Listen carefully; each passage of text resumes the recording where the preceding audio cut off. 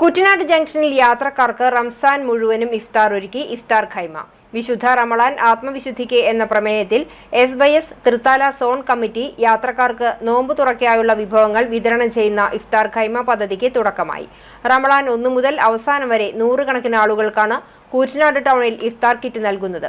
കഴിഞ്ഞ വർഷം മുതൽ കൂറ്റനാട് ആരംഭിച്ച ഇഫ്താർ ഖൈമ ബസ് യാത്രക്കാർക്കും മറ്റും ഏറെ ആശ്വാസകരമാണ്. ഇതിനായി 10ഓളം സാന്ത്വനം വളണ്ടിയർമാർ ദൈനംദിനം പ്രവർത്തിക്കുന്നുണ്ടെന്നും ഇഫ്താർ ഖൈമ കോർഡിനേറ്റർ ഹാഷിം സഖാഫി ചെരിപ്പൂർ പറഞ്ഞു.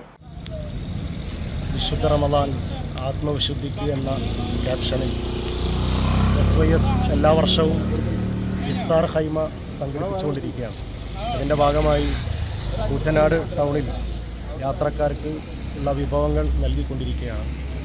കഴിഞ്ഞ കാലങ്ങളിലൊക്കെ വളരെ നല്ല രൂപത്തിൽ പ്രവർത്തനങ്ങളുമായി സാന്ത്വന പ്രവർത്തനങ്ങളുമായി SYS മുന്നോട്ട് പോകുന്നു. എല്ലാവരുടെയും അകമഴിഞ്ഞ സഹായവും